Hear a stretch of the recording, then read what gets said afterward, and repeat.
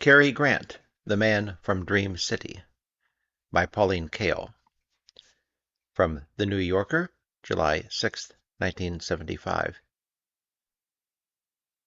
"You can be had," Mae West said to Cary Grant in She Done Him Wrong, which opened in January 1933.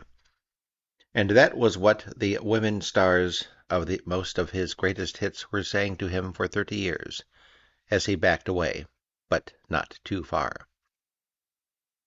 One after another, the great ladies courted him. Irene Dunne in The Awful Truth and My Favorite Wife, Katharine Hepburn in Bringing Up Baby and Holiday, Jean Arthur and Rita Hayworth in Only Angels Have Wings, Ingrid Bergman in Notorious, Grace Kelly in To Catch a Thief, Eva Marie Saint in North by Northwest, Audrey Hepburn in Charade. Willing but not forward, Cary Grant must be the most publicly seduced male the world has known. Yet he has never become a public joke, not even when Tony Curtis parodied him in Some Like It Hot, encouraging Marilyn Monroe to rape.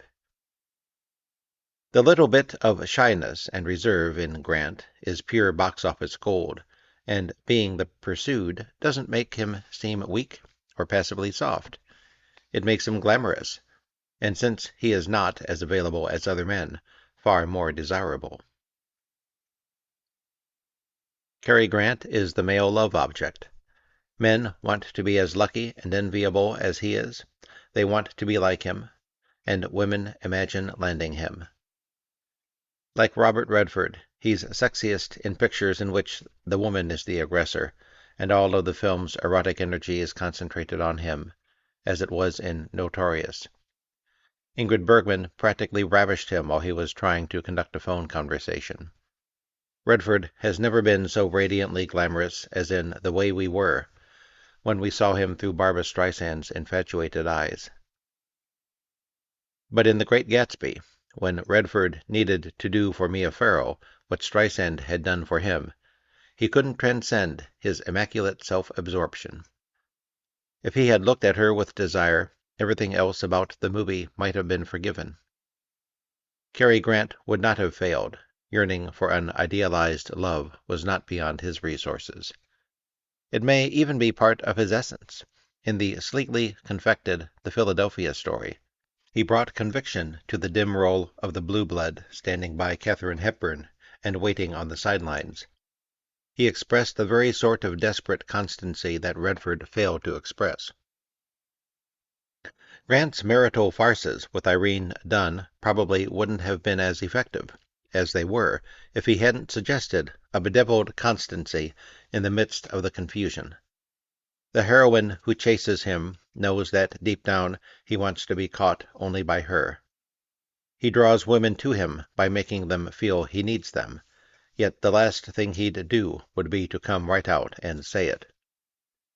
In Only Angels Have Wings, Jean Arthur half falls apart waiting for him to make a move. In His Girl Friday, he's unabashed about everything in the world, except why he doesn't want Rosalind Russell to go off with Ralph Bellamy. He isn't weak, yet something in him makes him hold back, and that something, a slight uncertainty, the fear of commitment, a mixture of ardor and idealism, makes him more exciting. The romantic male stars aren't necessarily sexually aggressive. Henry Fonda wasn't, neither was James Stewart, or later, Marcello Mastroianni. The four-square Clark Gable, with his bold open challenge to women, was more the exception than the rule, and Gable wasn't romantic like Grant. Gable got down to brass tacks. His advances were basic. His unspoken question was, "Well, sister, what do you say?" If she said no, she was failing what might almost be nature's test. She'd become over-civilized, afraid of her instincts, afraid of being a woman. There was a violent primal appeal in Gable's sex scenes. It was all out front, in the way he looked at her, man to woman. Cary Grant doesn't challenge a woman that way. When he tried, as the frontiersman in The Howards of Virginia, he looked thick and stupid. With Gable, sex is inevitable. What is there but sex? Basically, he thinks women are good for only one thing. Grant is interested in the qualities of a particular woman, her sappy expression, her non sequiturs, the way her voice bobbles. She isn't going to be pushed to the wall as soon as she's alone with him. With Grant, the social urban man, there are infinite possibilities for mutual entertainment. They might dance the night away, or stroll, or go to a carnival, and nothing sexual would happen unless she wanted it to. Grant doesn't assert his male supremacy. In the climax of a picture, he doesn't triumph by his fists and brawn, or even by outwitting anybody. He isn't a conqueror like Gable, but he's a winner. The game, however, is an artful dodge. He gets the blithe, funny girl by maneuvering her into going after him. He's a fairy tale hero, but she has to pass through the trials. She has to trim her cold or pompous adversaries. She has to dispel his fog. In picture after picture, he seems to give up his resistance at the end, as if to say, "What's the use of fighting?"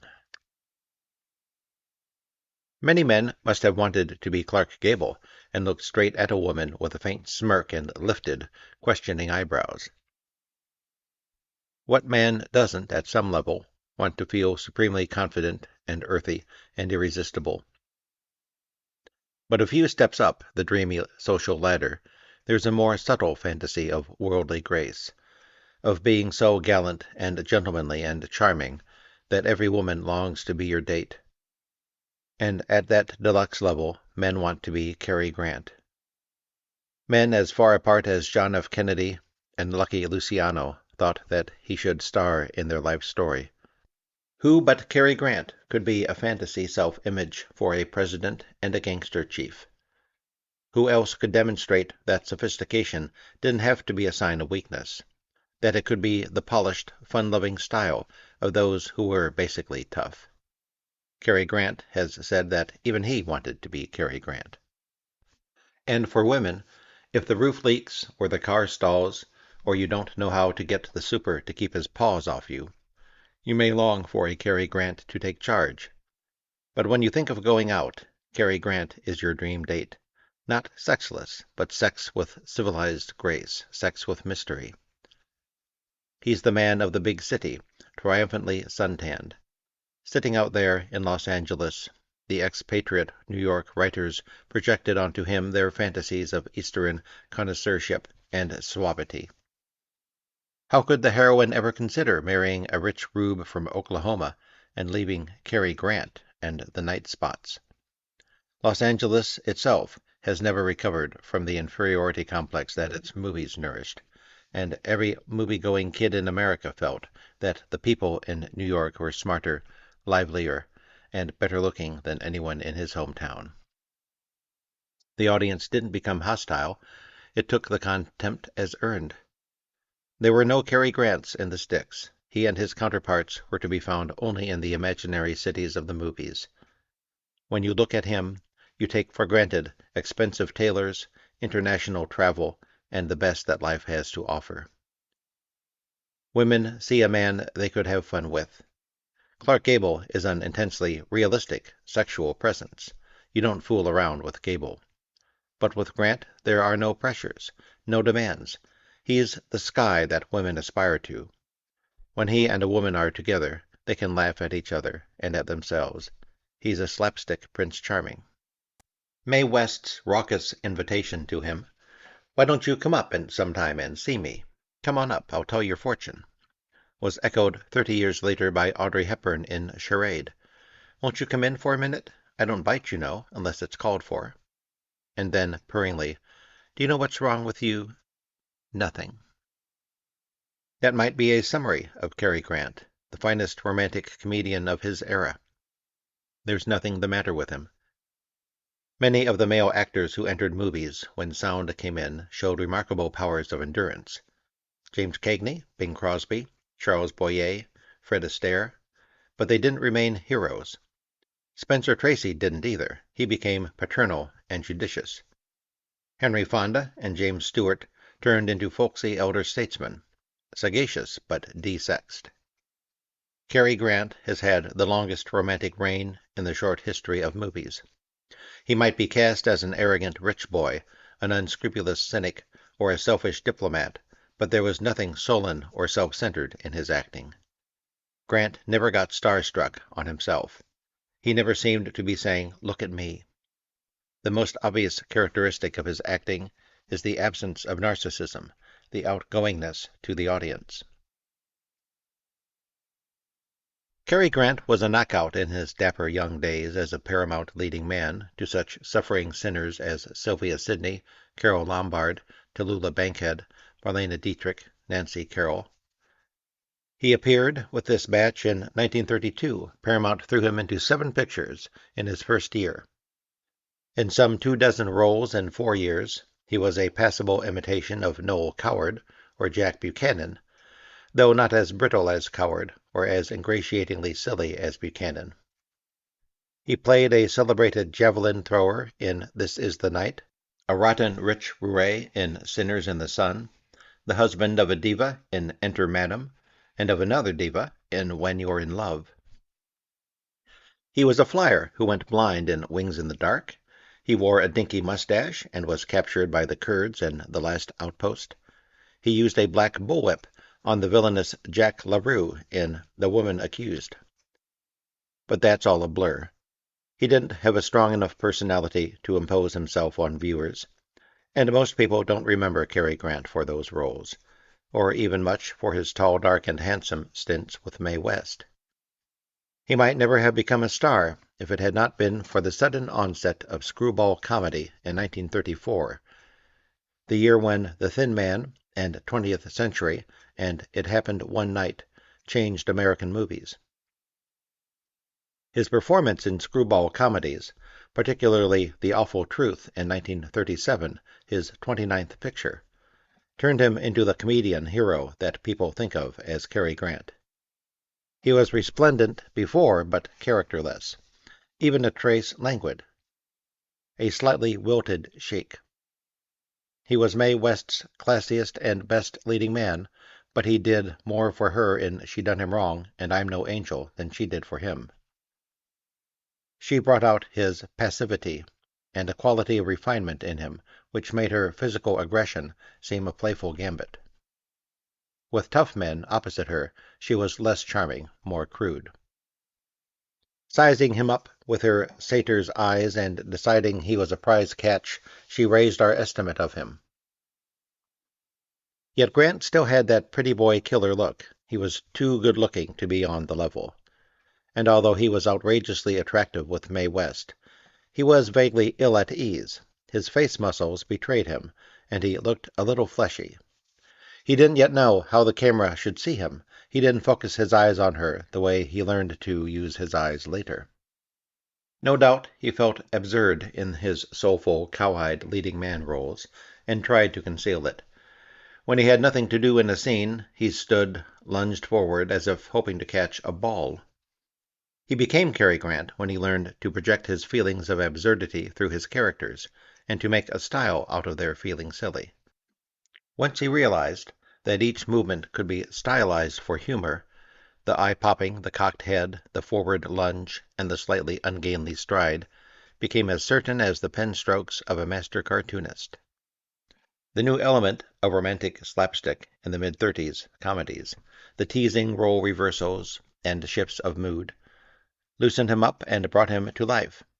At last he could do on the screen what he had been trained to do, and a rambunctious, springy side of his nature came out. Less continental and more physical, he became funny and at the same time sexy. He was no longer effete. The booming voice had vitality. It was 1935 when the director George Cukor cast him as a loud-mouthed product of the British slums, a conman and a strolling player, in the Katharine Hepburn picture Sylvia Scarlett, that Grant's boisterous energy first broke through. He was so brashly likable that viewers felt vaguely discomfited at the end when Brian Aherne, who had given an insufferably egotistic performance, wound up with Hepburn. Grant, on loan from Paramount to RKO, doesn't play the leading male role, yet his conman is so loose and virile that he has more life than anything else in the picture. Grant seemed to be enjoying himself on the screen in a way he never had before. Cukor said that Grant suddenly felt the ground under his feet. Instead of hiding in his role as usual, he expanded and gave his scenes momentum. Sylvia Scarlett was a box-office failure, but Grant knew now what he could play, and a year later, free to pick his own projects, he appeared in Topper, and his fan mail jumped from 200 letters a week to 1,400. A few months after that, he got into his full stride with The Awful Truth. What makes Grant such an uncannily romantic comedian is that with the heroine he's different from the way he is with everybody else. You sense an affinity between them. In The Awful Truth, he is a hearty, sociable businessman when he is with other people, but when he's with Irene Dunne, you feel the tenderness that he conceals from others. The conventional bedroom farce plot, filmed twice before, is about a couple who still love each other, but have a tiff and file for divorce. During the period of the interlocutory decree, the husband has visiting rights to see their dog, and this cunning device enables Grant to hang around, romping affectionately with the dog, while showing his unstated longing for his wife. Grant is a comic master at throwaway lines, and he turns them into a dialogue, as if he were talking to himself. The husband can't quite straighten out his marriage, yet every muttered throwaway word expresses how badly he wants to. Grant's work with Irene Dunne in The Awful Truth is the most gifted stooging imaginable. She was betrayed by the costume designer. She's shrilly dressed, and though she is often funny, she overdoses the coy gurgles, and that bright, toothy smile of hers, she shows both rows of teeth, prettily held together, can make one want to slug her. The ancestor of Julie Andrews, Irene Dunne has a bad habit of condescending to anything oddball her character does, signaling the audience that she's really a lady play-acting. But Grant stabilizes her and provides the believability. He's forceful and extroverted, yet he underplays so gently that his restraint enables her to get by with her affectations.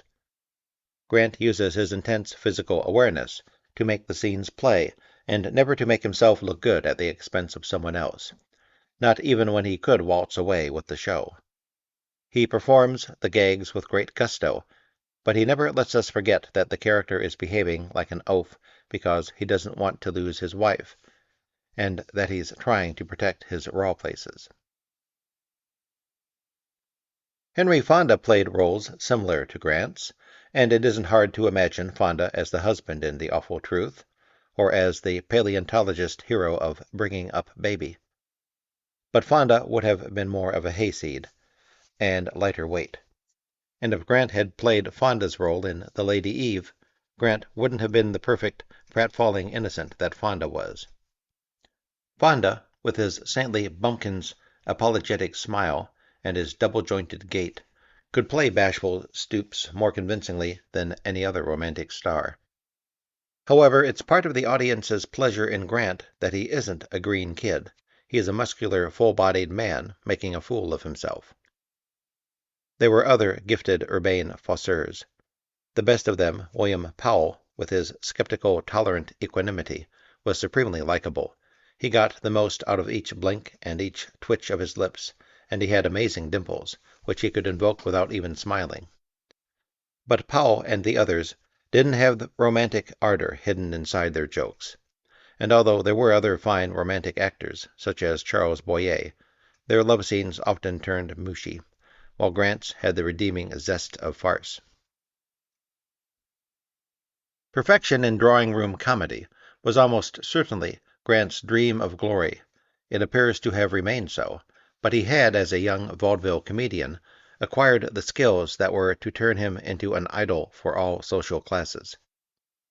Drawing-room comedy stars, no matter how artful, don't become that kind of idol. When we in the audience began to sense the pleasure he took in low comedy, we accepted him as one of us. Ray Milland, Melvyn Douglas, and Robert Young acted the screwball comedy heroes proficiently, But the roles didn't release anything in their own natures, didn't liberate and complete them, the way farce completed Grant. Afterward, even when he played straight romantic parts, the freedom and strength stayed with him, and never left him. He gave some embarrassed, awful performances when he was miscast, but he was never less than a star. He might still parade in the tuxedos and the tails of his dashing young idiot days, but he was a buoyant, lusty performer. The assurance he gained in slapstick turned him into the smoothie he had aspired to be. He brought elegance to low comedy, and low comedy gave him the quirky common man touch that made him a great star. Grant was English, so Hollywood thought he sounded educated, and was just right for rich playboys, but he didn't speak in the gentlemanly tones that American moviegoers think of as British. He was a Cockney. In the early 60s, when he was offered the role of Henry Higgins in the big movie version of My Fair Lady, he laughed at the idea.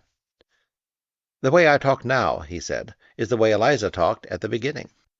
Cary Grant's romantic elegance is wrapped around the resilient, tough core of a mutt, and Americans dream of thoroughbreds while identifying with mutts. So do moviegoers the world over. The greatest movie stars have not been high-born. They have been strong-willed, often deprived kids who came to embody their own dreams and the public's. Archibald Alexander Leach, born in Bristol on January 18, 1904, was the only child of Elias James Leach and Elsie Kingdom Leach, their firstborn son having died in infancy. Elias Leach was tall, and in photographs he seems almost reprehensibly handsome, with a cavalier's mustache, soft flashing dark eyes, and a faintly melancholy look of resignation. He is said to have been convivial and fond of singing, a temperament that his wife definitely did not share. There wasn't much they did share. He came probably from a Jewish background, but went along with his wife's Anglicanism. He couldn't live up to her middle-class expectations, however. Elias Leach pressed men's suits in a garment factory, and although he worked hard in the first years of the marriage, he never rose far or made much of a living. Mrs. Leach pampered their protesting child, keeping him in baby dresses, and then in short pants and long curls. A domineering woman with an early history of mental instability, she was married to a pants presser, but she wanted her son to be a cultured, piano-playing little gentleman. The parents were miserable together, and the boy was caught in the middle. When Archie was 9, he returned home from school one day to find that his mother was missing. He was led to think she had gone to a local seaside resort, and it was a long time before he learned that she had broken down and been taken to an institution. In a series of autobiographical articles published in the Ladies' Home Journal in 1963, he wrote, quote, "I was not to see my mother again for more than 20 years, by which time my name was changed, and I was a full-grown man living in America, thousands of miles away in California. I was known to most people of the world by sight and by name, yet not to my mother." End quote. After Mrs. Leach's removal, Leach and his son took up quarters in the same building as Leach's mother, but the boy was left pretty much on his own, fixing meals for himself most of the week and trying to live up to his absent mother's hopes for him. He went to Boy Scout meetings, studied hard, and won a school scholarship. He planned to try for a further scholarship, which would have taken him to college, but found out that even with a scholarship, college would be too expensive. From early childhood, he had been going to the children's Saturday movie matinees, and he later said that the sessions with Chaplin, Ford Sterling and the Keystone Cops, Fatty Arbuckle, Max Swain, John Bunny and Flora Finch, and Bronco Billy Anderson were the high point of his week. When his mother was still at home, he had a party, the only children's party he remembers attending, that featured a candle-powered magic lantern with comic slides, to which he added his own joking commentary. His first contact with music hall came quite by chance. At school he liked chemistry, and he sometimes hung around the lab on rainy days. The assistant science teacher was an electrician, who had installed the lighting system at the Bristol Hippodrome, and one Saturday matinee he took Archie, just turned 13, backstage. It was probably the only free atmosphere the boy had ever experienced. He wrote later that backstage, in a dazzling land of smiling, jostling people, he knew. What other life could there be but that of an actor? They were classless, cheerful, and carefree. He was lonely enough and had enough hustle to start going to the Hippodrome, and another theater, the Empire, in the early evenings, making himself useful. He helped with the lights, ran errands, and began to pick up the show business vernacular. When he learned that Bob Pender, a former Drury Lane clown, had a troupe of young knockabout comedians that suffered attrition each time a boy came of military age, he wrote in the guise of his father, asking that Archibald could be taken for training. Pender replied, offering an interview and enclosing the railway fare to Norwich, and Archie ran away from home to become an apprentice. He was so tall that Pender accepted him, not realizing that he wasn't yet 14, the legal age for leaving school. It took a few days before Leach noticed that his son was gone. Earlier that year, Archie had taken a spill on an icy playground and broken an upper front tooth. Rather than tell his father, he had gone to a dental school and had the remainder of the tooth pulled out. His other teeth had closed together over the gap, giving him his characteristic upper lip pulled down, tough urchin grin, without his father's ever noticing. But whatever Leach's failings, he appears to have meant well, and when it registered with him that the boy had run off, he tracked him down and brought him back. He might as well have saved himself the effort. Having given up his dream of college, Archie no longer cared about school, and he concentrated on acrobatics, so he'd be in shape to rejoin Pender as soon as he could. It was soon, just after he turned 14, he and another boy attempted to explore the girls' lavatories, and he was expelled from school. 3 days later, with his father's consent, he was a member of Pender's troupe. Only 3 months passed before he returned to Bristol in triumph, on the stage at the Empire, his old schoolmates in the audience. Archie Leach found his vocation early and stuck to it. He studied dancing, tumbling, stilt walking, and pantomime, and performed constantly in provincial towns and cities and in the London vaudeville houses. In the Christmas season, the troupe appeared in the traditional entertainments for children, slapstick musical, comedy versions of such stories as Cinderella and Puss in Boots. Living dormitory style, exercising and rehearsing, Archie had left his parents' class-ridden world behind. Once he joined up with Pender, he never lived with his father again, and he lost track of him over the years. The music hall theater became his world. He has said that at each theater, when he wasn't on stage, he was watching and studying the other acts from the wings. In July 1920, when Pender selected a group of 8 boys for an engagement in New York City, the 16-year-old Archie was among them. They sailed on the SS Olympic, which was also carrying the celebrated honeymooners Douglas Fairbanks Sr. and Mary Pickford. More than 40 years later, Cary Grant described his reaction to Fairbanks. Quote, "Once I even found myself being photographed with Mr. Fairbanks during a game of shuffleboard. As I stood beside him, I tried with shy, inadequate words to tell him of my adulation. He was a splendidly trained athlete and acrobat, affable and warmed by success and well-being. A gentleman in the true sense of the word. It suddenly dawns on me, as this is being written, that I've doggedly striven to keep tanned ever since, only because of a desire to emulate his healthful appearance." End quote. He and Fairbanks had much in common. Shattered, messy childhoods, and fathers who drifted away and turned to drink.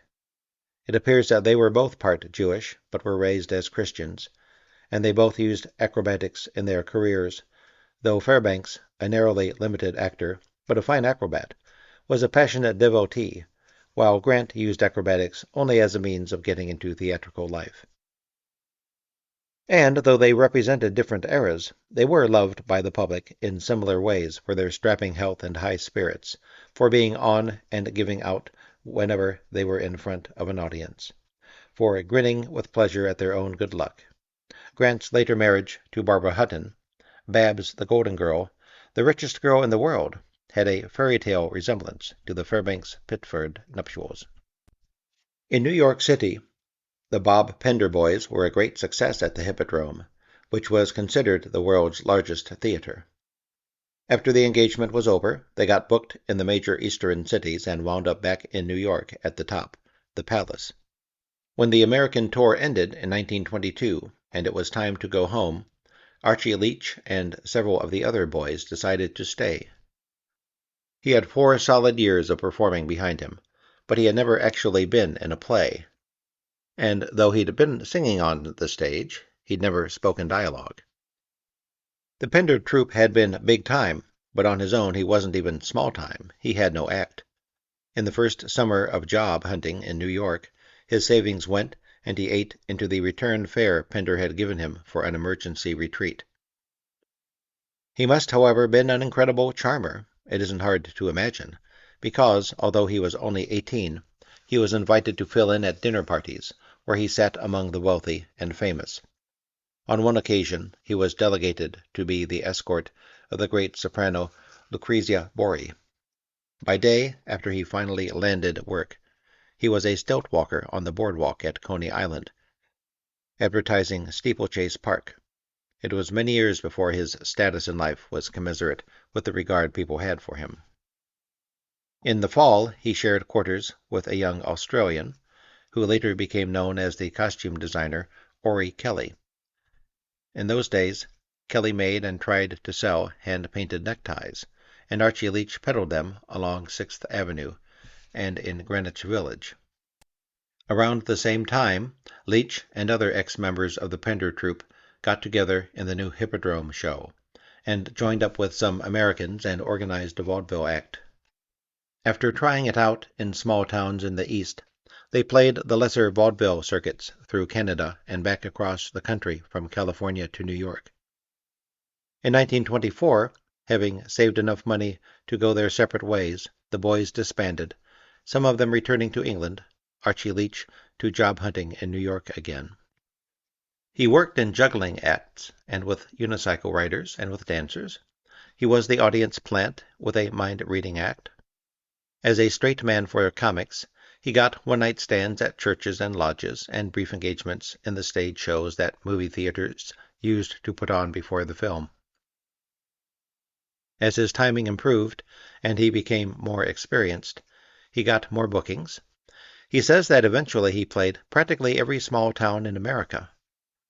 Then, when he was working in New York, a friend who was a musical comedy juvenile suggested that, instead of going on with his vaudeville career, he should try to get into Broadway musical comedy, and introduced him to Reggie Hammerstein, who took him to his uncle, the producer Arthur Hammerstein. At the end of 1927, Archie Leach appeared in the role of an Australian, the second male lead, in the Otto Harbach, Oscar Hammerstein II show Golden Dawn, which opened the new Hammerstein's Theater and ran there until the late spring. He'd got onto Broadway all right, and Broadway was then in its frivolous heyday, but he hadn't got into musical comedy. It was operetta he was caught in, and having signed a contract with the Hammersteins, that's where he stayed. Marilyn Miller wanted him as a replacement for Jack Donahue, her leading man in the Ziegfeld hit Rosalie, but Arthur Hammerstein and Ziegfeld were enemies, and instead, despite his pleas, his contract was turned over to the Schuberts for 3 full years of operetta. Archie Leach's first Schubert show was Boom Boom, a 1929 hit starring Jeanette MacDonald. The New Yorker's reviewer, Charles Brackett, wrote that Boom Boom can teach one more about despair than the most expert philosopher. During its run, he and Jeanette MacDonald were both tested at Paramount's Astoria studio. She was immediately signed up to be the bubbly Maurice Chevalier's petulant, coy co-star in Ernst Lubitsch's The Love Parade. He was rejected because he had a thick neck and bow legs. Had he been signed as a singing star, he might have been stuck in a Mounties hat like Nelson Eddy. He did become a singing star on the stage. he played a leading role in a lavish and apparently admirable version of Die Fledermaus called A Wonderful Night. But it opened on October 31st, 1929, 2 days after the stock market crash, and it crashed too. For months it was performed to near empty houses. In the summer of 1931, the Schuberts sent him to St. Louis for the open-air municipal opera season, where he was a great success in such shows as Irene, Rio Rita, Countess Maritza, The Three Musketeers, and the Broadway casualty A Wonderful Night. After that, he got a temporary release from the Schuberts, and appeared on Broadway in the role of Cary Lockwood, supporting Fay Wray, who was already a popular movie actress, in Nicky, a musical play by her husband, John Monk Sanders, which flopped. In 1931, Leach also appeared in Singapore Sue, a 10-minute movie short starring Anna Chang that Casey Robinson made for Paramount in Astoria. Leach, Millard Mitchell, and 2 other actors played American sailors in an Oriental cafe. Leach is striking. He grabs the screen, but not pleasantly, and he does have a huge neck. He's rather gross in general, heavy-featured, and with a wide, false smile. His curly-lipped sailor is excessively handsome, over-ripe, like the voluptuous young Victor Mature. Some of the early 30s Hollywood publicity photographs of Grant are like that, too. The images have the pop over-eagerness one often sees in graduation and wedding poses in photographers' shop windows. Self-consciousness and bad makeup must have overcome him on that first bout with the movie camera, because photographs of him in his stage performances show a far more refined handsomeness, and the Leach of Singapore Sue doesn't fit the image of him in accounts by his contemporaries. Although Leach didn't appear in the Smart shows, he was something of a figure in the New York Smart set, and he was known in the Algonquin group in that period when the theatrical and literary worlds were one. Some people considered him an intellectual and a powerhouse talent of the future. Moss Hart later described him as disconsolate in those years. Hart and Leach were among a group of dreamers, talking of changing the theater.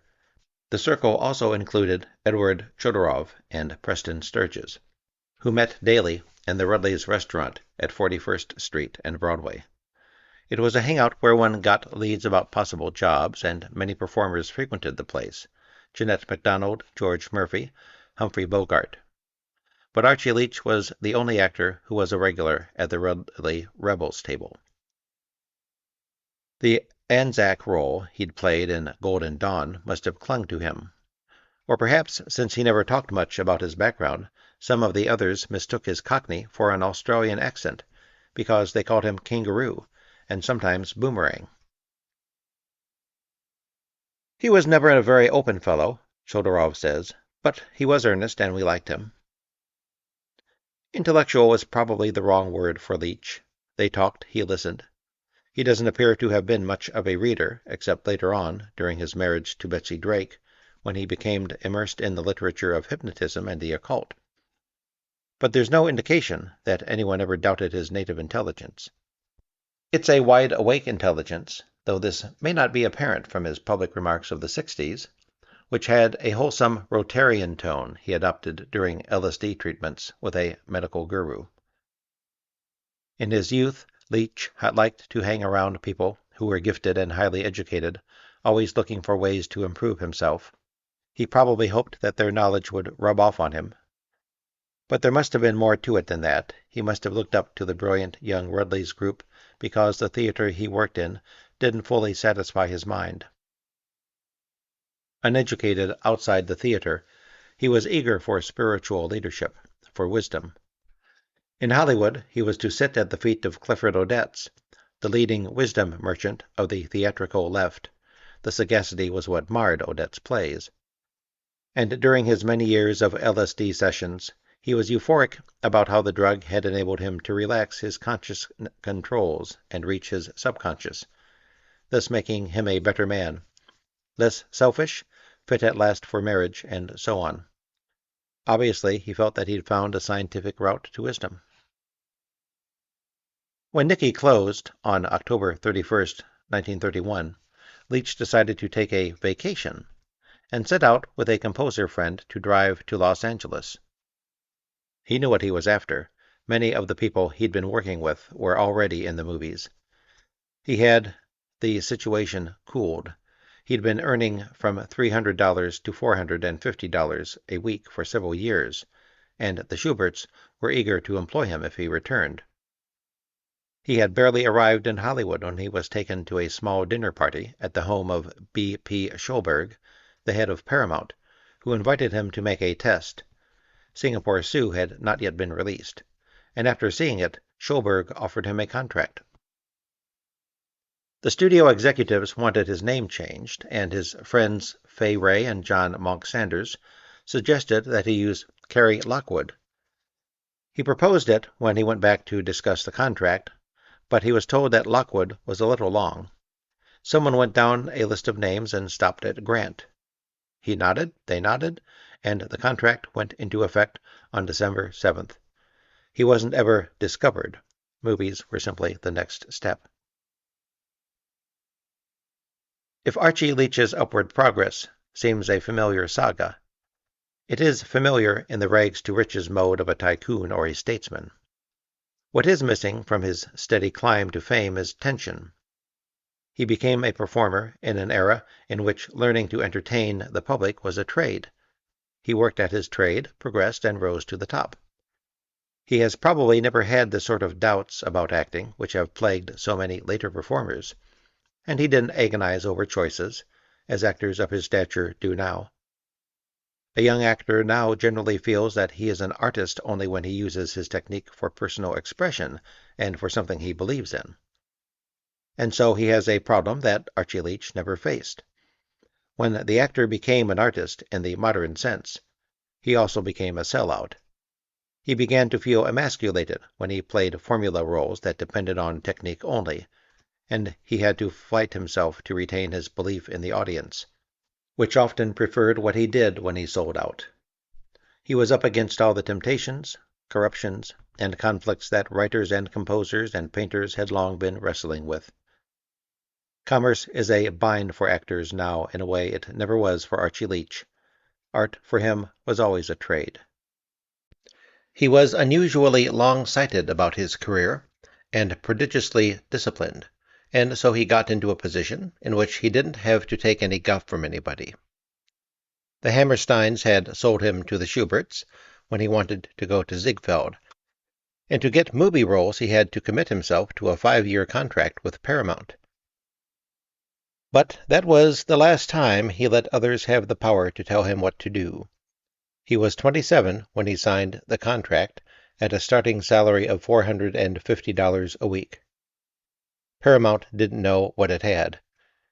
It used him as a second-string Gary Cooper, putting him in the pictures Cooper was too busy for, or even worse, in imitations of roles that Cooper had just scored in. In between, Paramount lent him out to other studios and collected the fees. He was no more than a pawn in these deals. MGM requested him for one of the top roles in Mutiny on the Bounty, a role he desperately wanted. But Paramount refused, and Frenshaw Tone won the part. A little later, Paramount lent him to MGM to support Jean Harlow in The Piddling Susie. When that contract ended, in February 1937, Cary Grant, just turned 33, was raring to go. He never signed another exclusive contract with a studio. He selected his scripts and his directors, and this is probably what saved him from turning into a depressingly sentimental figure like the later tired Gary Cooper, or a drudge like the big MGM stars. It was his first year on his own, free of studio orders, that he became a true star. In comedy, Cary Grant just might be the greatest straight man in the business, and his specialty was to apply his aplomb as a straight man to romance.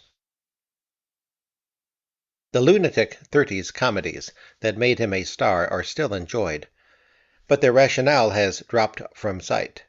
In essence, they turned love and marriage into vaudeville acts and changed the movie heroine from sweet clinging vine into vaudeville partner.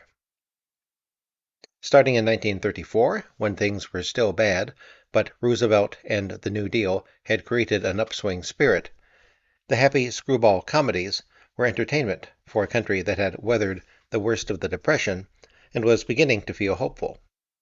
Yet people had been shaken up. The new comedies suggested an element of lunacy and confusion in the world. The heroes and heroines rolled with the punches and laughed at disasters. Love became slightly surreal. It became stylized. Comedy became the new romance, and trading wisecracks was the new courtship rite. The cheerful, whacked-out heroes and heroines had abandoned sanity. They were a little crazy, and that's what they liked in each other. They were like the wisecracking soldiers in service comedies. If you were swapping quips, you were alive. You hadn't gone under. The jokes were a national form of gallantry, humor for survival. Actual lunatics in these movies became enjoyable eccentrics, endearing nuts who often made better sense than anybody else, or at least as much sense, while the butts of screwball humor were the prigs and phonies, the conventional go-getters, the stick-in-the-mud conformists. Ralph Bellamy, the classic loser and opposite number to Cary Grant in The Awful Truth, and again in His Girl Friday, still thought in the strict, stuffed shirt terms of the Babbitty past. The word square wasn't yet in slang use, but that's the part Bellamy played, the man who didn't get the joke. Obliging and available, always around when you didn't want him. There was really no time when you did. He was the man to be jilted. The comedies celebrated a change in values. In the movies of the 20s and the early 30s, girls who chased after riches and luxury learned the error of their ways. But after 1934, sin wasn't the big movie theme it had been. Adultery was no longer tragic. The unashamed, wisecracking gold diggers saw to that. Glenda Farrell, one of the toughest and most honestly predatory of the millionaire hunters, put it this way in Gold Diggers of 1937. It's so hard to be good under the capitalistic system. Impudence became a virtue. Earlier, the sweet, archly virginal heroine had often had a breezy, good-hearted confidant. Now the roles were reversed, and the lively, resilient heroine might have an innocent kid sister or a naive little friend from her hometown who needed looking after. What man in the Depression years would welcome a darling, dependent girl? Maybe the hero's shy buddy, but not the hero. He looked for the girl with verve. Often she was so high and buoyant she could bounce right over trouble without noticing it. It was Carole Lombard's good-hearted giddiness that made her lovable, Jean Arthur's flightiness, Myrna Loy's blithe imperviousness. And in Bringing Up Baby, Katharine Hepburn was so light-headed, so out of it, that she was unbeatable. The mistreated, masochistic women who had been moping through the confessional movies, pining for the men who had ruined them, and looking tenderly at their fatherless offspring, either faded, like Anne Harding, Ruth Chatterton, and Helen Hayes, or changed their styles, like Constance Bennett in Topper, Lombard in 20th Century, and, of course, Claudette Colbert in It Happened One Night, and Irene Dunne in Theodora Goes Wild and The Awful Truth. The stars came down to earth in the middle and late 30s, and became even bigger stars. Marlene Dietrich, who had turned into a lolling mannequin, re-emerged as the battling floozy of Destry Rides Again. Just as in the late 60s, some of the performers loosened up and became hip, 30s performers, such as Joel McCrea and Frederick March, became lighter-toned, gabby, and flip. An actor who changes from serious to comic roles doesn't have problems with the audience. The audience loves seeing actors shed their dignity, which has generally become a threadbare pose long before it's shed. It's the change from comic to serious that may confound the audience's expectations.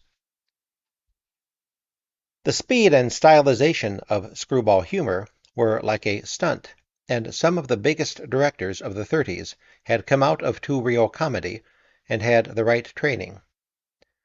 Leo McCary, who directed The Awful Truth, had directed the Marx Brothers in Duck Soup, and before that, Laurel and Hardy comedies for Hal Roach. George Stevens, who directed Grant in Gunga Din, was also a Hal Roach alumnus, cameraman on Laurel and Hardy and Harry Langdon shorts, then a Roach director. Topper, with its sunny hocus-pocus and Grant as a debonair ghost, was actually a Hal Roach production. It was considered Roach's most ambitious project. Movies in the 30s were still close to their beginnings. Wesley Ruggles, who directed Grant in I'm No Angel, had been one of Mack Sennett's Keystone Cops. Howard Hawks, who directed Grant in several of his best 30s films, had started as a director by writing and directing 2 comedy shorts.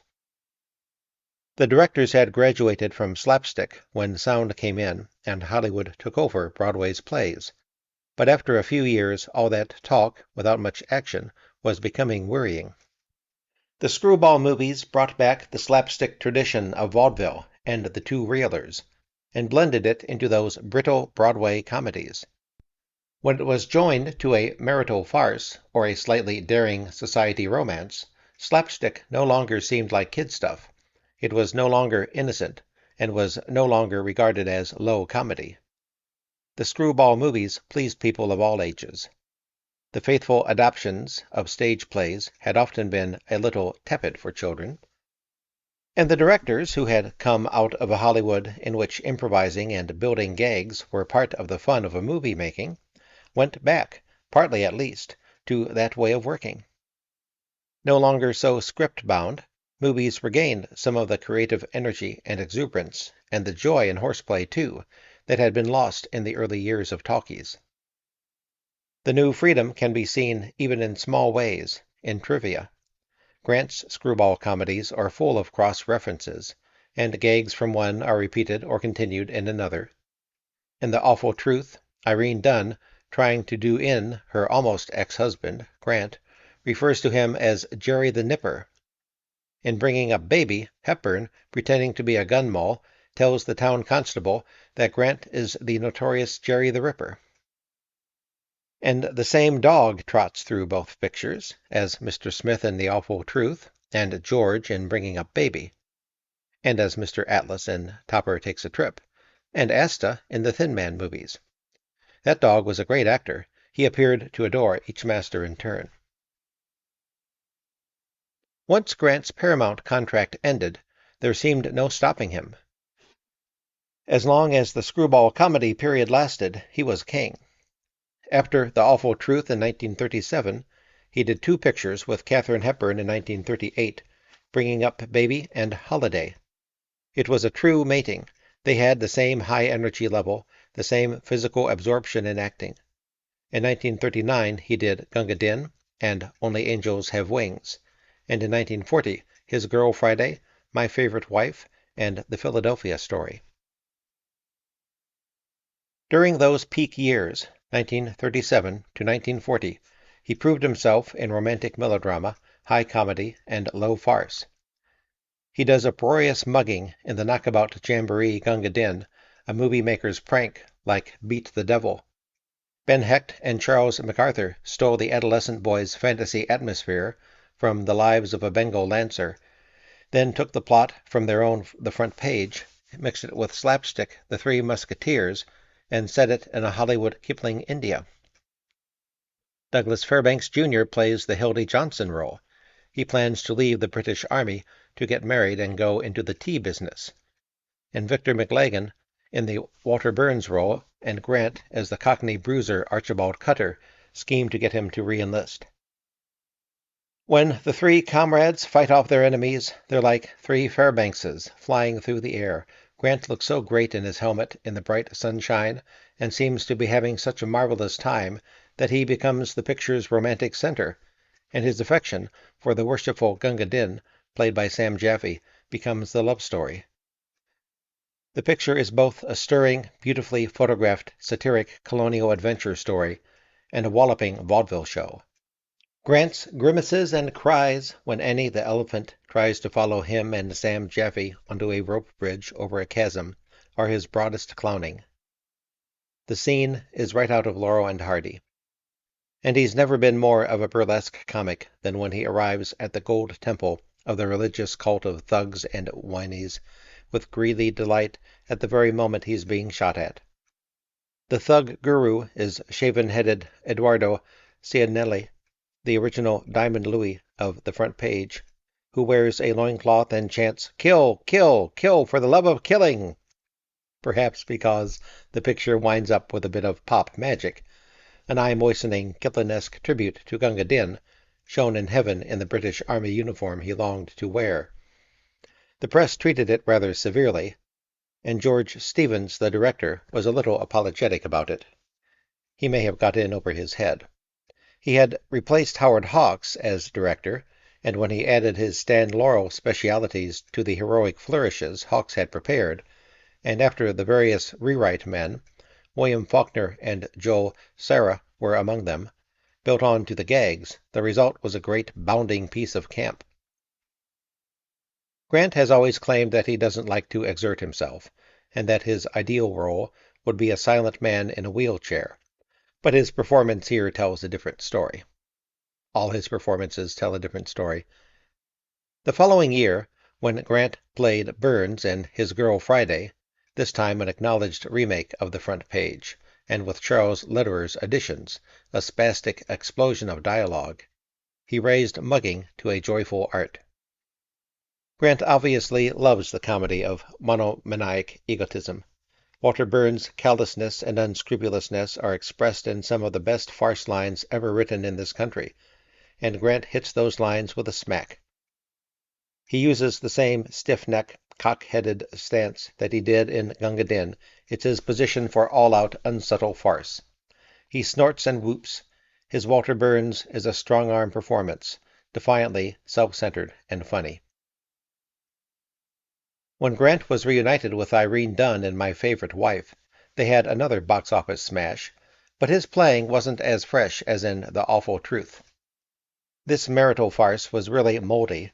It was based on Tennyson's Enoch Arden, filmed at least a dozen times starting in 1911.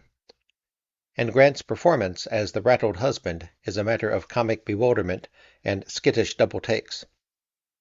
The presence in the cast of his close friend Randolph Scott, they shared a house for several years, as the rival for Irene Dunne's affections, may have interfered with his concentration. He doesn't provide an underlayer of conviction. He's expert but lightweight, and the role and the bustling plot don't bring anything new out of him.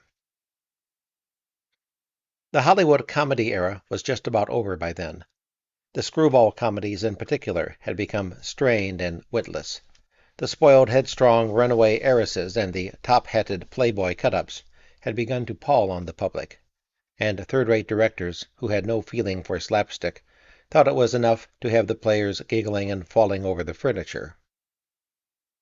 Right from the start, screwball comedy was infected by the germ of commercial hypocrisy. The fun-loving rich, with their glistening clothes, white-wall tires, mansions in the country, and sleek Art Deco apartments, exalted a carefree contempt for material values. The heroes and heroines rarely had any visible means of support, but they lived high, and in movie after movie their indifference to such mundane matters as food and rent became a self-admiring attitude. The attitude that is still touted in Travels with My Aunt and Mame. Like Mame, the unconventional heroines of the 30s were beloved by their servants. Irene Dunne, in white fox and a trailing evening gown, would kick her satin train impatiently to tell us that it was not money but love and laughter that mattered. The costume designers often went in for sprightly effects. Irene Dunne and Katharine Hepburn would be put into pixie hats that clung on the side of their head, dipping over one eye, while on top there were pagodas that shot up 6 or 7 inches to a peak. All too often, the villains were stuffy society people or social climbers, as in Mame, and the heroes and heroines just too incorrigibly happy-go-lucky. Love seemed to mean making a fool of yourself. The froth hung heavy on many a screwball comedy, and as the pictures got worse and the Cary Grant parts began to be played by Lee Bowman and David Niven, the public got fed up. The movement had already run down before the war started. In the 40s, there were still some screwball comedies, but they were antic and shrill, except for a few strays, some of the Tracy Hepburn pictures, and the comedies in which Preston Sturges reinvented slapstick in a more organic form, creating an image of Americans as a people who never stopped explaining themselves while balling up whatever they were trying to do. Though he remained a top box office star, Cary Grant fell on evil days. After 1940, he didn't seem to have any place to go. There were no longer Cary Grant pictures. Instead, he acted in pictures that he wasn't right for, and in pictures that nobody could have been right for. Abominations like the 1942 anti-Nazi romantic comedy Once Upon a Honeymoon, in which he was an American newsman in Warsaw trying to rescue the American stripper Ginger Rogers from her Nazi husband, played by Walter Slezak. From the first frame, it was as clammily contrived as anything that Paramount had shoved him into, and in one pathetically insensitive sequence, Grant and Rogers are mistaken for Jews and held in a concentration camp. His performance is frequently atrocious. He twinkles with condescending affection when the nitwit stripper develops a political consciousness and helps a Jewish hotel maid escape from danger. Mostly he acted in stock situation comedies with no comic roots, like The Bachelor and the Bobby Soxer, 1947, in which Myrna Loy is a judge who works out a deal.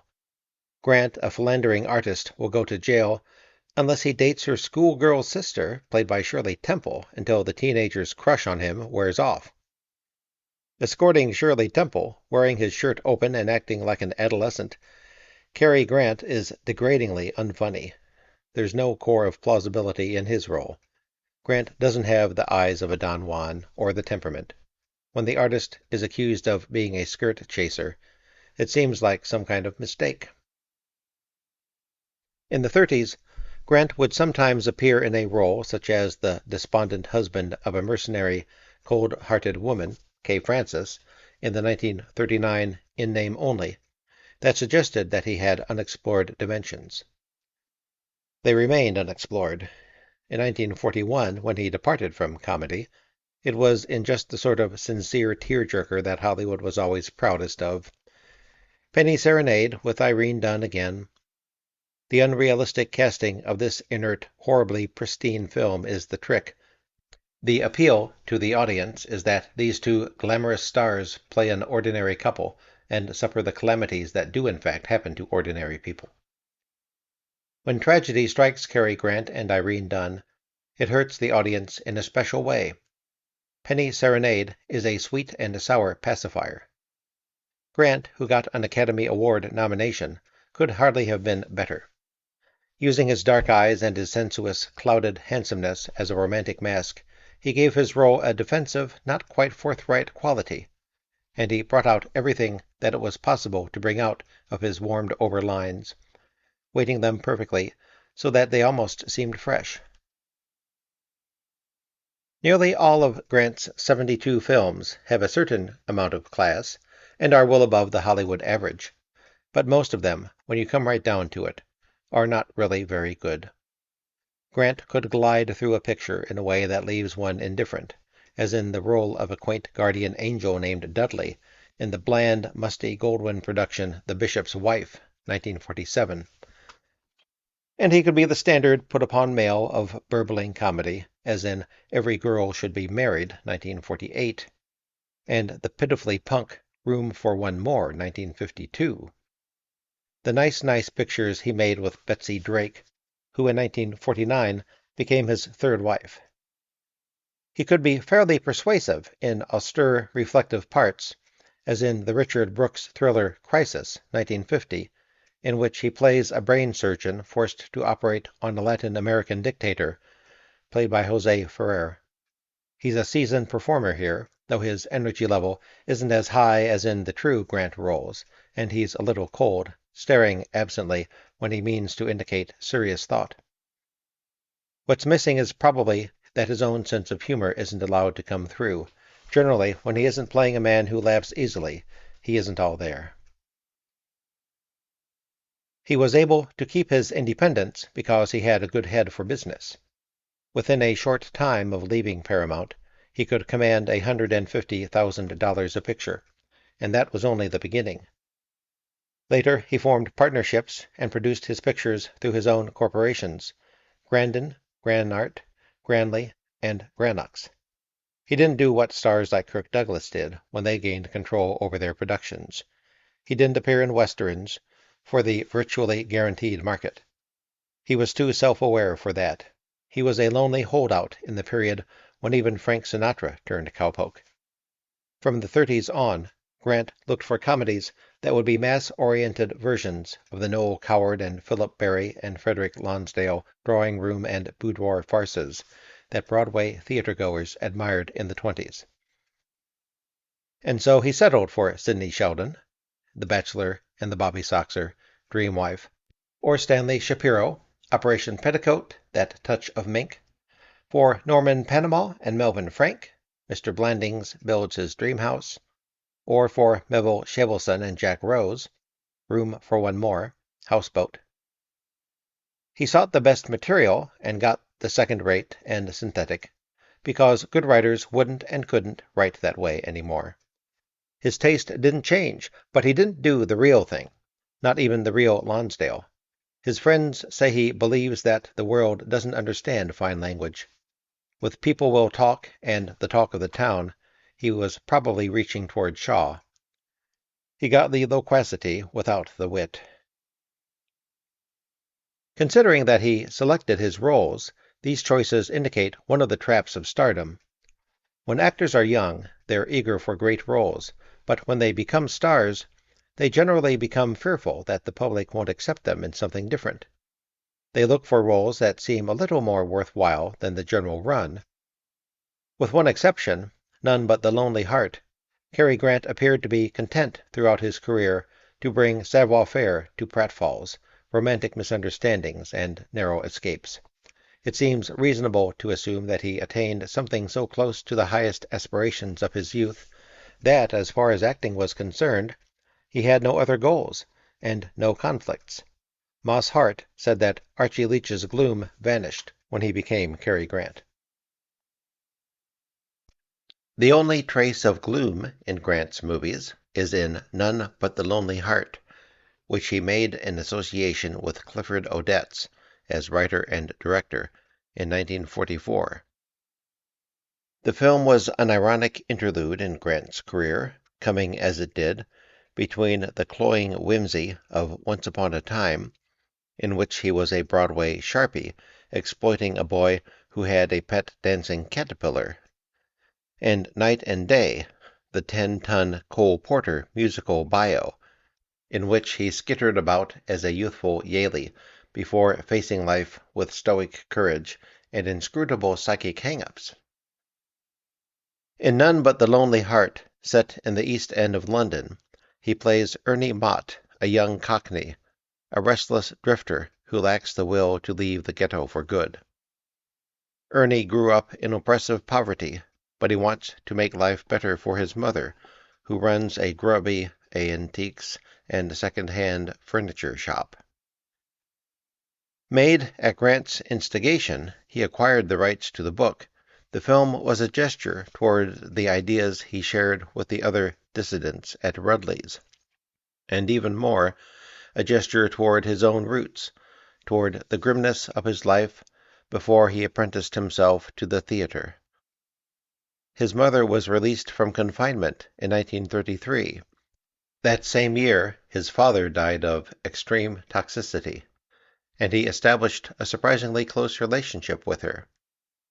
Eccentric, but hardy and self-sufficient, she had a whole new life after that 20-year incarceration.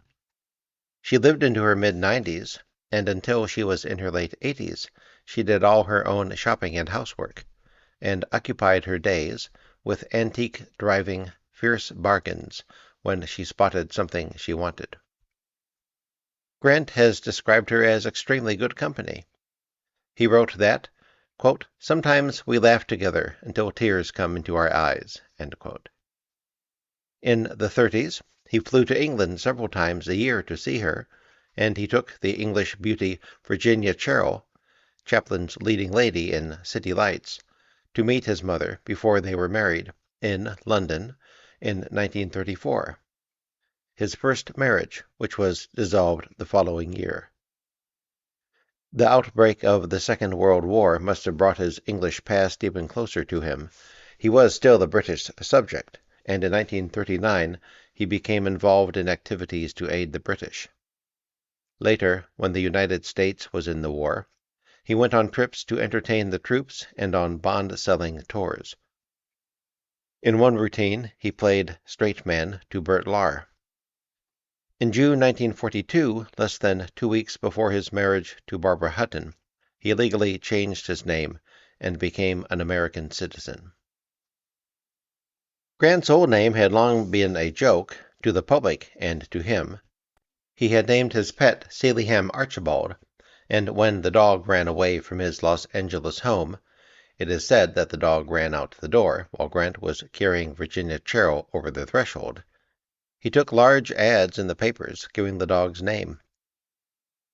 In Gunga Din, when Grant, as the soldier Cutter, receives an invitation to a regimental ball, he reads the salutation aloud, "Archibald Cutter," chewing the syllables and savoring their preposterousness.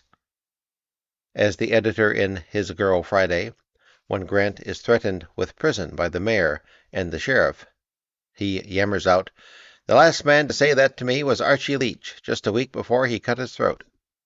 Yet, when he played Ernie Mott in None But the Lonely Heart, he became Archie Leach again. Even the names are similar.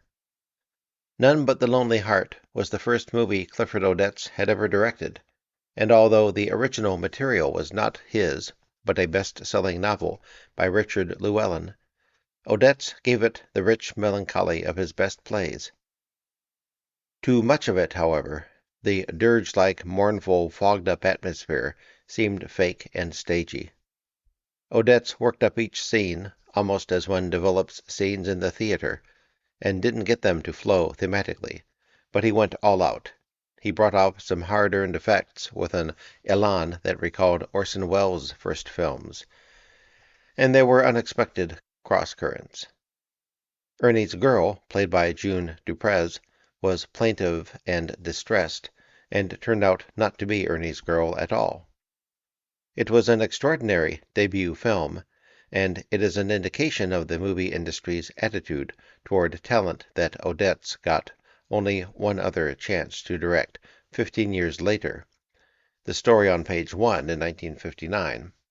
The complicated texture of None But the Lonely Heart made a pervasive, long-lasting impression.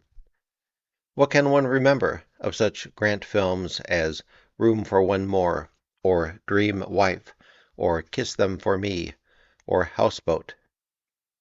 But from None But the Lonely Heart, one retains June Duprez's puzzlingly perverse face and voice, a scene of Grant and a buddy, played by Barry Fitzgerald, drunk in a tunnel, letting out their voices and teasing their echoes, and especially Grant and Ethel Barrymore together. She played his mother, and her great heavy eyes matched up with his. In her screen roles, this statuesque, handsome woman usually substituted presence and charm and hokum for performance. She wasn't tedious, like her brother Lionel, but she was a hollow technician. Not this time, though. In a few scenes, she and Grant touched off emotions in each other which neither of them ever showed on the screen again. When Ernie, who has become a petty racketeer, is told that his mother has been arrested for trafficking in stolen goods, he has an instant's disbelief. "They got her inside? You mean pinched?" Grant says that line with more fervor than any other line he ever delivered. And there are viewers who still, after 3 decades, recall the timbre of Ethel Barrymore's voice in the prison hospital when she cries, "Disgraced you, son." Grant is not as vivid in the memory as Ethel Barrymore is. Of the profusion of themes in the film, the deeply troubled bond of love between the mother and the son must have been a strong factor in his original decision to buy the book. Yet he didn't fully express what had attracted him to the material. His performance was finer than one might have expected, considering that, in all his years on the stage, he never actually done a play without music, and that he couldn't use the confident technique that made him such a dynamo in screen comedy, or the straightforward, subdued acting he depended on in the war film Destination Tokyo. Grant was always desperately uncomfortable when he played anyone who wasn't close to his own age, and though he may have felt like the Ernie of the novel, a dreamy 19-year-old, an uniformed artist intellectual, as an actor he was too set in his ways. The slight stylization of his comic technique, the deadpan, primed to react, the fencer's awareness of the camera, all the self-protective skills he'd acquired worked against him when he needed to be expressive. Cary Grant acts from the outside. He's the wrong kind of an actor to play a disharmonious character, a precursor of the 50s rebel hero. Grant isn't totally on the surface. There's a mystery in him. He has an almost stricken look, a memory of suffering. But he's not the modern kind of actor who taps his unconscious in his acting. Part of his charm is that his angers are all externally provoked. There are no internal pressures in him that need worry us, no rage or rebelliousness to churn us up.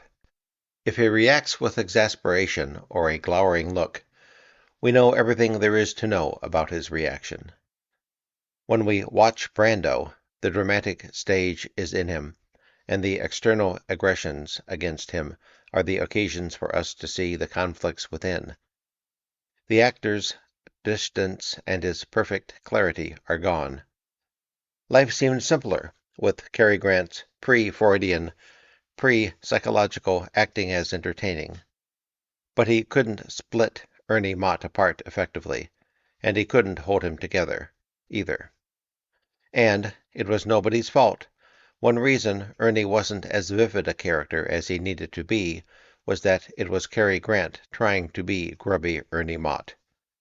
A movie star like Cary Grant carries his movie past with him. He becomes the sum of his most successful roles, and he has only to appear for our goodwill to be extended to him. We smile when we see him. We laugh before he does anything. It makes us happy just to look at him. And so, in None But the Lonely Heart, in the role that was closest to Grant's own buried feelings, the only character he ever played that he is known to have consciously identified with, he seemed somewhat miscast. It's impossible to estimate how much this failure meant to him, but more than a year passed before he plunged into the inanities of Night and Day, the only year since he had entered movies in which he made no pictures, and a bad year in other ways, too, since his marriage to Barbara Hutton broke up. However, Cary Grant appears to be a profoundly practical man.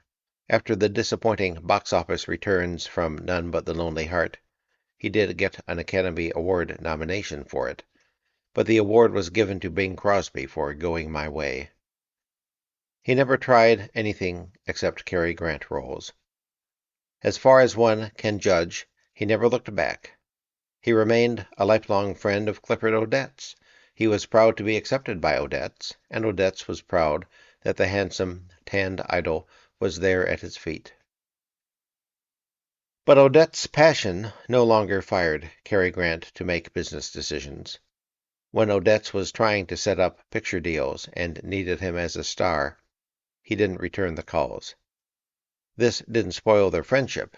They had both been living in Los Angeles a long time. No doubt Grant was big enough at the box office to have kept going indefinitely, surviving fables about caterpillars, and even such mournful mistakes as hauling a cannon through the Napoleonic period of The Pride and the Passion. But if Alfred Hitchcock, who had worked with him earlier on Suspicion, hadn't rescued him with Notorious in 1946, and again in 1955 with To Catch a Thief, a flimsy script but with a show-off role for him, and in 1959 with North by Northwest, And if Grant hadn't appeared in the Stanley Donen film Charade in 1963, his development as an actor would have essentially been over in 1940, when he was only 36. In all four of those romantic suspense comedies, Grant played the glamorous, worldly figure that Cary Grant had come to mean. He was cast as Cary Grant, and he gave a performance as Cary Grant. It was his one creation, and it had become the only role for him to play. The only role, finally, he could play. Had he made different choices? Had taken more risks, like None But the Lonely Heart? He might eventually have won acceptance as an actor with a wide range. He might have become a great actor. He had the intensity and the command of an audience's attention. But how can one tell? One thinks of Cary Grant in such a set way, it's difficult even to speculate about his capacities. Yet, considering his wealth and his unusually independent situation, it's apparent that if he was constricted, it wasn't just Hollywood's doing, but his own. Within the framework of commercial movies, James Mason, who at one time also seemed a highly specialized star, moved on from romantic starring roles to a series of deeper character portraits. However, Mason had to move away from the sexual center of his movies to do it, and it's doubtful if Grant would have sacrificed, or even endangered, the type of stardom he had won. His bargaining power was probably more important to him than his development as an actor. He was a tycoon. Whatever his reasons were, they're concealed now by his brisk businessman's manner. He doesn't seem to know or to care whether his pictures were good or bad. He says that, if they did well at the box office, that's all that matters to him, and this doesn't appear to be an affectation. He made a gigantic profit on the gagged-up Operation Petticoat, which he produced in 1959. His friends say that he makes no distinction between that and Notorious. Cary Grant always looks as if he'd just come from a workout in a miracle gym. And it's easy for audiences to forget about his stinkers. They're not held against him, because he himself isn't very different in them from the way he is when he has a strong director and a script with some drive. It's his sameness that general audiences responded to. They may weary of him, but still he's a guaranteed product. It's the pictures that aren't. And if he didn't grow as an actor, he certainly perfected Cary Grant. One does not necessarily admire an icon, as one admires, say, Laurence Olivier, but it can be a wonderful object of contemplation. If Olivier had patented the brand of adorable, spoiled boy charm he exhibited on the stage in No Time for Comedy, he might have had a career much like Grant's. And indeed, in Sleuth, Olivier played the sort of role which would then have been all that could be expected of him.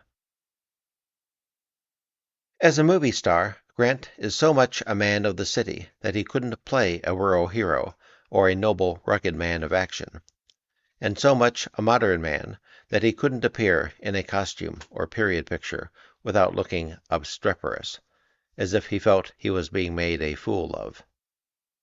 In The Howards of Virginia, it wasn't just the hot-blooded fighter-lover role that threw him. It was also wearing a revolutionary uniform and a tri-cornered hat. With his hair in a chignon, he waddled through the picture like a bow-legged duck. The thought of him in biblical sackcloth or in a Roman toga or some Egyptian get-up is grisly funny. And he's inconceivable in most of the modern urban films. How could Cary Grant play a silent stud or a two-fisted super cop? Grant never quite created another character, not even in the limited sense that screen stars sometimes do, using their own bodies and personalities as the base for imaginative creations. There are no Fred C. Dobbses or Sam Spades in his career. It's doubtful if he could even play a biographical character without being robbed of his essence. As Cole Porter, he wanders around in Night and Day, looking politely oblivious. He's afraid to cut loose and be himself. yet he's too constrained to suggest anything resembling Cole Porter. So the hero seems to have a sickly, joyless nature. Composing song after song, his Cole Porter appears to have less music in his soul than any other living creature. Grant relaxes a little just once while singing You're the Top with Ginny Simms.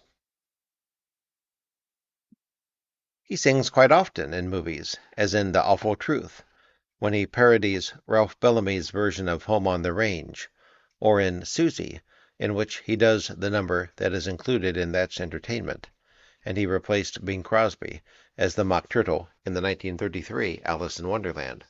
But he played an actual singing role in only one movie early in his career, the disarmingly frilly 1934 Kiss and Make Up, one of Paramount's many imitations of the Lubitsch musical comedy style.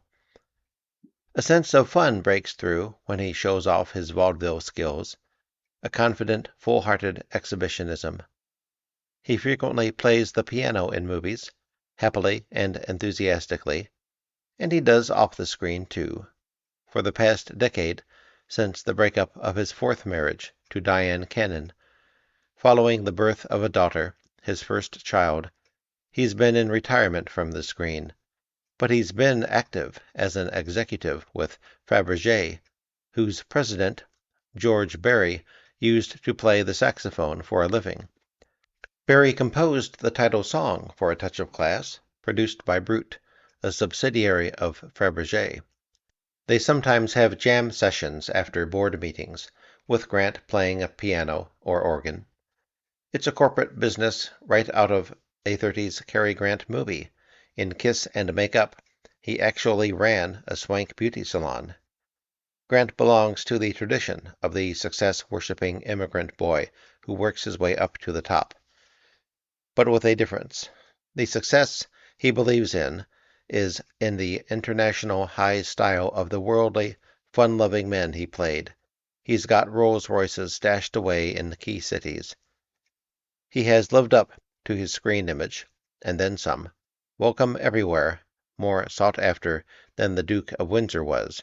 He's glitteringly, almost foolishly, hale at 71. Grant has had an apparently wide range of roles, but only apparently.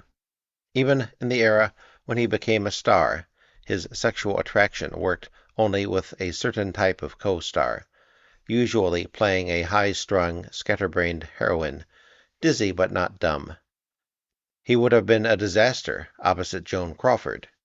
With her gash smile, thick syrup voice, and enormous tension, she required a roughneck titan like Gable to smite her. She would have turned Cary Grant into Woody Allen. A typical fan magazine quote from Joan Crawford in her big box office youth was, "Whatever we feel toward the man of the moment, it is he who is our very life and soul." It hardly matters whether Crawford herself was the author of those sentiments. That was the kind of woman she represented on the screen. It's easy to visualize Cary Grant's panic at the thought of being somebody's very life and soul. He wanted to have a good time with a girl. It was always implicit that she had something going on her own. She was a freelance.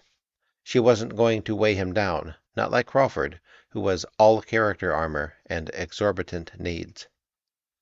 Crawford actually intended to take over the man of the moment's life and soul.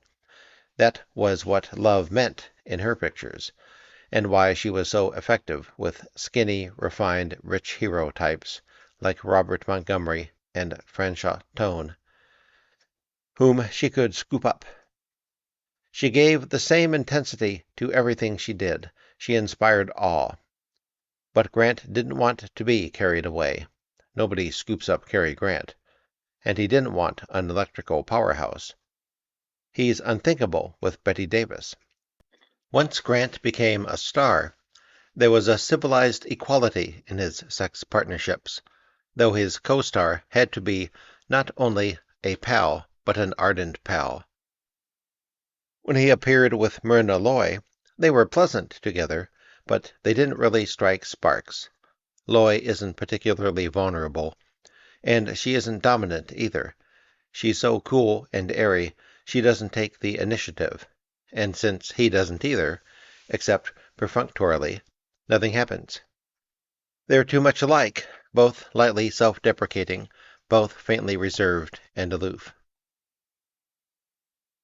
In dramatic roles, the women stars of the 30s and 40s could sometimes triumph over mediocre material. This has been one of the saving aspects of the movie medium. Garbo could project so much more than a role required that we responded to her own emotional nature. Her uniquely spiritual eroticism turned men into willing slaves, and she was often, at her best, with rather passive men, frequently asexual or unisexual or homosexual, though not meant to be in the course of the films. Garbo's love transcended sex. Her sensuality transcended sex. She played opposite Clark Gable once, and the collision, though heated, didn't quite work. His macho directness and opacity reduced her from passionate goddess to passionate woman, and Garbo seemed to lose her soul when she played mere women. That's why she was finished when the audience had had enough of goddesses. But for a time, in the late 20s and early 30s, when she leaned back on a couch and exposed her throat, the whole audience could dream away. Heterosexual men as much as the homosexuals, whom she was, indeed, generally seducing in her movies. Something similar operated, to a lesser extent, with Katharine Hepburn. In the 30s, she was frequently most effective with the kind of juveniles who were called boys. They were male versions of sensitive waifs, all cheekbone. She was effective, but there wasn't much sexual tension in those movies. And despite the camaraderie and marvelous byplay of her later series with Spencer Tracy, she lost some of her charge when she acted with him. She was humanized, but maybe also a little subjugated, and when we saw her through his eyes, there seemed to be something the matter with her. She was too high-strung, had too much temperament. Tracy was stodgily heterosexual. She was more exciting with Cary Grant, who had a faint ambiguity and didn't want her to be more like ordinary women. Katharine Hepburn was a one-of-a-kind entertainment, and he could enjoy the show. The element of Broadway conventionality that mars the Philadelphia story is in the way she's set up for a fall, as a snow maiden and a phony. Grant is cast as an elitist variation of the later Spencer Tracy characters. Cary Grant could bring out the sexuality of his co-stars in comedies. Ingrid Bergman, a powerful presence on the screen, and with a deep, emotional voice. Her voice is a big part of her romantic appeal in Casablanca. Is a trifle heavy-spirited for comedy. She was never again as sexy as in that famous scene in Notorious, when she just keeps advancing on Grant. You feel that she's so far gone on him that she can't wait any longer, and it's funny. Although Grant is a perfectionist on the set, some of his directors say that he wrecks certain scenes because he won't do fully articulated passages of dialogue. He wants always to be searching for how he feels. He wants to waffle charmingly. This may be a pain to a scenarist or a director, but in his own terms, Grant knows what he's doing. He's the greatest sexual stooge the screen has ever known. His sidesteps and delighted stares turn his co-stars into comic goddesses. Nobody else has ever been able to do that. When the sexual psychology of a comedy was right for Grant, he could be sensational. But if it was wrong, and his energy still came pouring out, he could be terrible. In Frank Capra's Arsenic and Old Lace, made in 1941 but not released until 1944, because, by contract, it couldn't open until the Broadway production closed. He's more painful to watch than a normally bad actor, like, say, Robert Cummings, would be, because our affection for Grant enters into our discomfort. As it was originally written, The Mortimer Brewster role, an acerbic theater critic being pursued by his aggressive, no-nonsense fiancée, wouldn't have been bad for Grant, but the Capra film sweetened the critic and turned the fiancée into a cuddly, innocuous little deer, played by Priscilla Lane. Capra called Grant Hollywood's greatest farceur, but the role was shaped as if for Fred MacMurray, and Grant was pushed into frenzied overacting, prolonging his stupefied double takes, stretching out his whinny. Sometime after the whopping success of It Happened One Night, Frank Capra had lost his instinct for sex scenes, and his comedies became almost obscenely neuter, with clean, friendly old grandpas presiding over blandly retarded families. Capra's hick jollity was not the atmosphere for Cary Grant, and he was turned into a manic eunuch in Arsenic and Old Lace.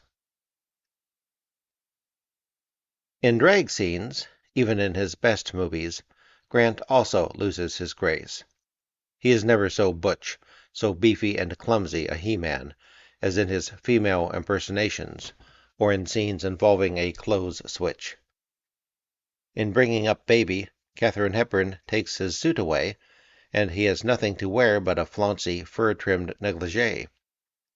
When Hepburn's aunt, played by May Robinson, arrives and demands crossly, querulously, "Why are you wearing a robe?"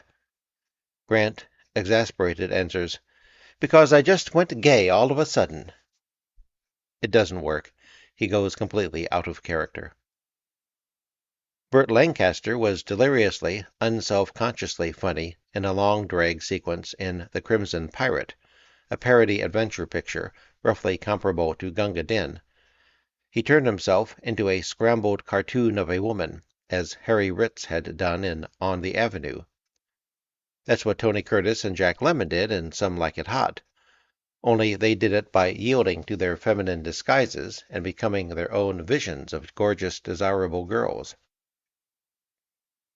Burt Remsen does it that way in California Split, anxiously seeing himself as a gracious lady of quality. But Grant doesn't yield to cartooning femininity or to enjoying it. He doesn't play a woman, he threatens to, flirting with the idea and giggling over it. His sequence in a skirt and a horsehair wig, in the stupid, humiliating I Was a Male War Bride, was a fizzle. He made himself brusque and clumsy to call attention to how inappropriate the woman's clothes were on him, as if he needed to prove he was a big burly guy. The beautifully tailored clothes that seem now to be almost an intrinsic part of the Cary Grant persona came very late in his career.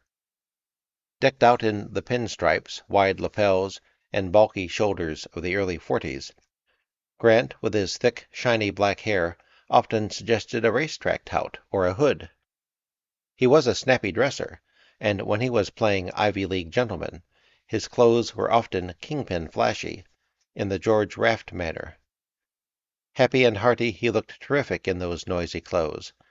He wore baggy pants in Only Angels Have Wings, and was still a sexual magnet.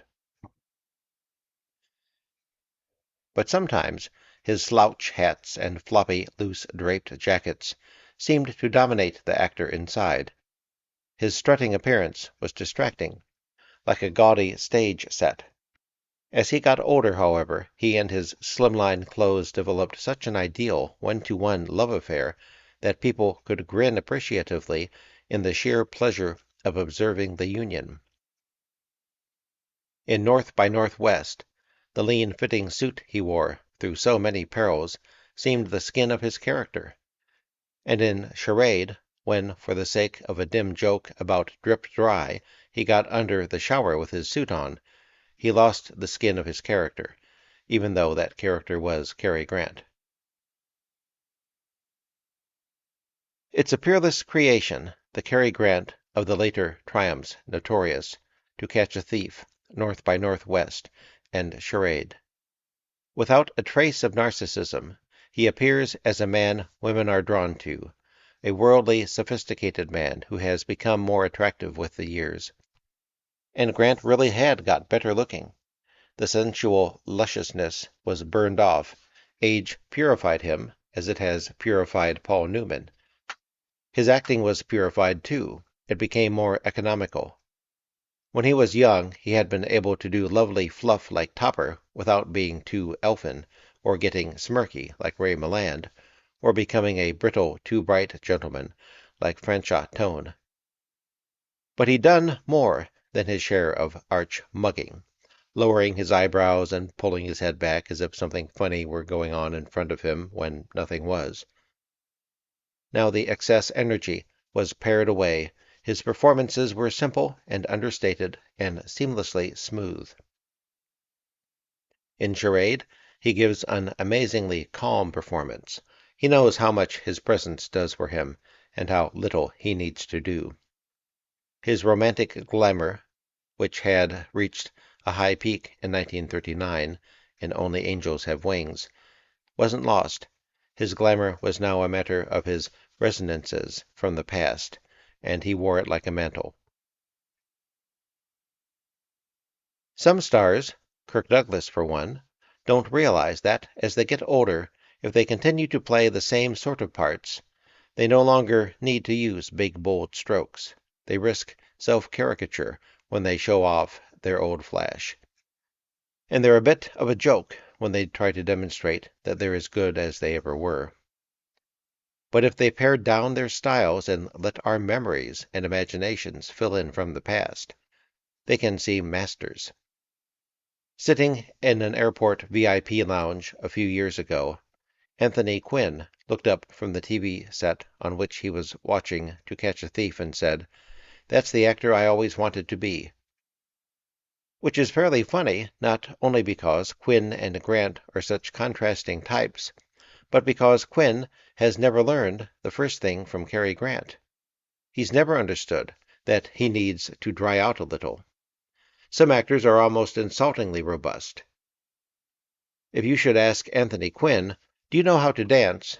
he would cry, "Do I know how to dance?" And he'd answer the question with his whole body, and you'd probably wind up sorry that you'd asked. Cary Grant might twirl a couple of fingers, or perhaps he'd execute an intricate quick step and make us long for more. Unlike the macho actors, who, as they got older, became strident about their virility, puffing their big flabby chests in an effort to make themselves look even larger, Grant, with his sexual diffidence, quietly became less physical and more assured. He doesn't wear out his welcome. When he has a good role, we never get enough of him. Not only is his reserve his greatest romantic resource, it is the resource that enables him to age gracefully. What the directors and writers of those 4 suspense films understood was that Cary Grant could no longer play an ordinary man. He had to be what he had become to the audience. In box office terms, he might get by with playing opposite Doris Day in That Touch of Mink, but he was interchangeable with Rock Hudson in this sort of picture, and the role was a little demeaning. It didn't take cognizance of his grace or of the authority that enduring stardom confers. The special charm of Notorious, of the piffle To Catch a Thief, and of North by Northwest and Charade is that they give him his due. He is, after all, an immortal, an ideal of sophistication forever. He spins high in the sky like Fred Astaire and Ginger Rogers. He may not be able to do much, but what he can do, no one else has ever done so well, and because of his civilized non-aggressiveness and his witty acceptance of his own foolishness, we see ourselves idealized in him. He's self-aware in a charming, non-egotistic way that appeals to the very people we'd want to appeal to. Even when he plays Cockneys, he isn't English or foreign to us, or American either, exactly. Some stars lose their nationality, especially if their voices are distinctive. Ronald Colman, with his familiar, cultivated, rhythmic sing-song, seemed no more British, really, than the American Douglas Fairbanks, Jr. They were both dashing men of the world. Ingrid Bergman doesn't sound Swedish to us, but sounds simply like Ingrid Bergman. Cary Grant became stateless early. He was always Cary Grant. making love to him, the heroines of the later movies are aware that he's a legendary presence, that they're trying to seduce a legend. "How do you shave in there?" Audrey Hepburn asks bemusedly in Charade, pulling her finger up to the cleft in his chin. Her character in the movie is to be smitten by him and to dote on him. Actually, he had begun to show his age by that time, 1963. It was obvious that he was being lighted very carefully and kept in three-quarter shots, and that his face was rounder and a little puffy. And though lampblack may have shielded the neck, one could tell that it was being shielded.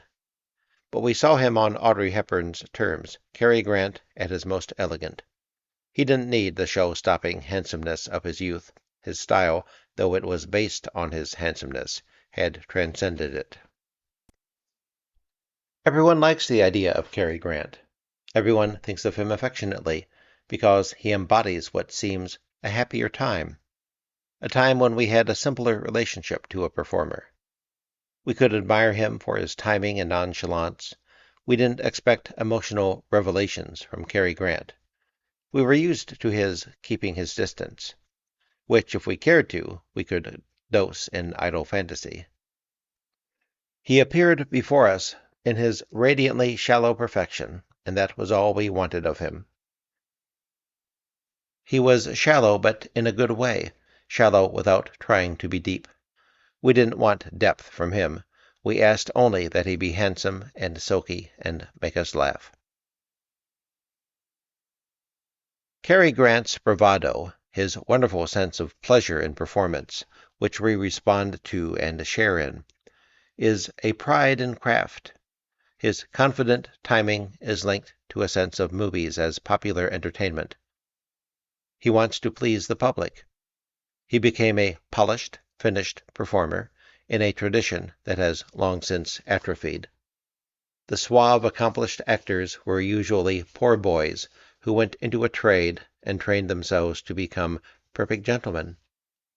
They're the ones who seem to have class. Cary Grant achieved Mrs. Leach's ideal, and it turned out to be the whole world's ideal.